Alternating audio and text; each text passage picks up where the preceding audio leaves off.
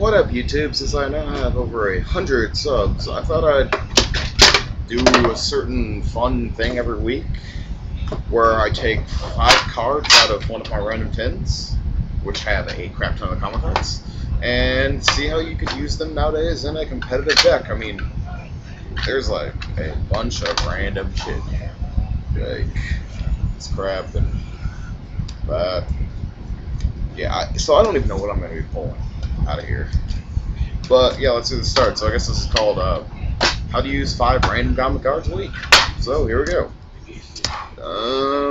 Okay, that one looks good. So I can show it's completely random. I have no idea what I'm pulling out. And that looks good. I might increase this to 10. Yeah, I'm gonna increase this to 10. Nah, let's start at 5. So, here are my 5 cards. I have no idea what they are. You have no idea what they are. Let's start with this one. Oh, it's Black Veloci. This is a dinosaur card, Earth attribute, and its effect is if this card attacks an opponent's monster, you gain 400 attack during the damage step only. This card is attacked by your opponent, you lose 400 attack during the damage step only. Well, first off, it's a dinosaur, so it works in the dinosaur archetype. I guess you could construe this into the Jurak archetype, or Jurak deck, but yeah. I guess this actually has a decent attack. It's got 1800 and 300 defense, but the attack loss is just, but I guess you could tag it into a skill drain deck or a Solidarity Dino build, which would boost this thing to 2600, which would lose 22, so you have a 2200 attack monster. If they attack, it's 22, and if you attack, it's 26, so it's not that bad. Skill Drain Dino Solidarity, that would be interesting. I'd love to see you guys make one of those decks and, comment below about it. Card number 2. Oh, really? Hedgeguard. Plant deck. But during the damage calculations, you can send this card from your hand to the graveyard to prevent a monster you control from being destroyed. But that monster's attacks halved at the end phase. Well, I guess Hedgeguard, first off, 0 attack, 2100 defense. It works in a plant deck, or a stall deck. I guess it could work in a stall deck since it says any monster. But I guess you'd want to use it in a plant deck, maybe a black garden deck, maybe, because all the having attacks and all that stuff, and then Book of Moon your monster. I guess you could have your monster Book of Moon it, pull it face back up, full attack, yeah, stuff like that. So let's go into the next card. The Emperor, Arcana Force. Oh my god, it works in an Arcana Force deck.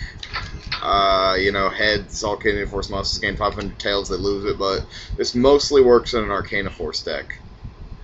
And a fairy deck, but mostly an Arcana Force deck. That's enough said, you can't really splash this thing into any other kind of decks. Card number 4. Oh god. Elegant Egotist. Really? Really, YouTube? Elegant Egotist? Special summon 1 Harpy-related sister from your deck if you have 3 Harpy Lady on the field. Yeah. Self-explanatory. Harpy Lady deck. I don't even think you can splash this into anything else unless you're doing like a Tempest Burn deck where you just drop it a burn. Space fill it. But there's so many other cards you can use instead. 5th card. Terrible Deal. Oh my god, this is the test card I was doing the segment about, seeing if I got a rant for just 1 card. But I think I'm going to boost this up to 10 cards, so this is the first 5 cards. But, Terrible Deal, activate only by paying 1,000 life points. When your opponent activates the spell card, your opponent randomly discards 1 card from your hand. So, 1,000 life points, pretty hefty, but I guess you could tech this into like a burn deck, because you'll have obvious life point advantage over them, and they'll have no advantage, or maybe a macro deck to make them discard more crap than they really have to, and there's stuff on my screen. Or just, another deck, like a deck that gives you massive life point boost. I guess you could use this card in. Well, time for the next 5, because apparently I'm talking way too fast, so here's the next 5.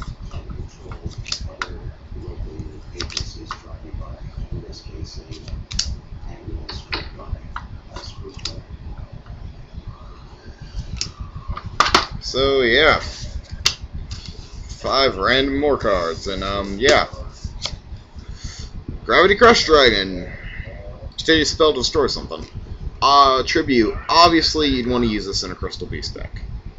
Or some deck that uses like a Hamon deck. Hamon. deck, I guess you could use Gravity Crush Dragon as your backup plan. That's pretty self-explanatory, so let's move on to the next card. Pandemonium Watchbear. This used to be my teammates. Ozma89 Slicer used to be one of his favorite tech cards in his Archfiend deck. I mean, because it protects Pandemonium from your monster's effects. I mean, 1300 attack, 1800 defense. I forgot a Gravity Test has 24 and 12, if you're wondering. But yeah, Pandemonium Watchbear only works in an Archfiend deck because it protects Pandemonium, or a Mazir Deville deck.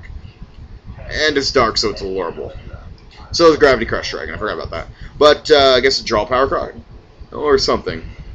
Beast. So, Archfiend deck for this thing. Shield Warrior. It's your warrior type monster. Remove this card from your graveyard to prevent a monster from being destroyed. 800 attack, 1600 defense. Comes in a rare form. It's a warrior earth. This card had a lot of hype about it when Necro got hit, but people saw that it really wasn't who was online. Okay, and I really saw that it really wasn't that good. So I guess you could use this as like a Necro replacement, or like in something that you really don't want to kill. You can do that. So yeah, I guess if you want to, you could use that as that type of dealio. Okay, 2 more cards. Let's use this one. Oh god, Ebony Arrow. I don't remember what this thing does. Select one face-up monster you control. Till the end phase, it loses 500 attack during the battle. The sun attacking monster in its defense position. The defense is lowered, so monster attack. When this card, monster destroyed by battle. Okay, so basically it's a piercing and burn card. It's one shot, loses 500 attack and defense. Crow used it on the anime. I guess if you wanted to give your monster piercing or something, use this shit. I mean, I personally wouldn't want to use this. I'd use Fairy Meteor Crush or a monster that has piercing, or Bora.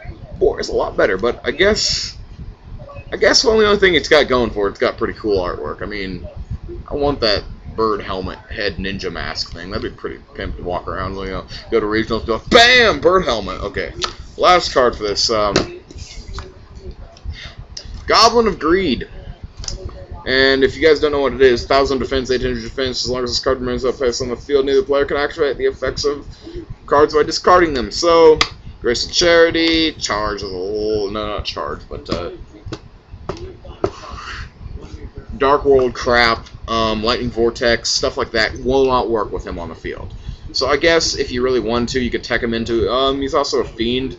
But he's a Fiend and he's an Earth, so he can't even be allurable. But I guess if you wanted to, you could tech him into certain decks. I mean, 1800 defense, 7 first turn, flip attack, 18 is still pretty hard to get over nowadays. I mean, you do have like Kalutes and Wolves and stuff like that can kill first turn, but still, 18 is pretty ball in defense. But, so yeah, these were the 10 cards for my segment of 10 cards from Shadow Reaper Hell's random collection and how to use them in decks. So if you like this segment, thumbs up, thumbs down. Tell me what I should do differently, if I should do more cards, less cards, more of an explanation on the cards. Yeah, it's pretty much up to you guys. So here's the 10 cards. And that was the explanation of how and what decks to use. Shadow Reaper Hell saying peace out. Tradebinder, still looking for those Gold Series. Gold Series Gale, Smashing Grounded. 1 Icarus attack now. Need 1. So yeah, peace out, man.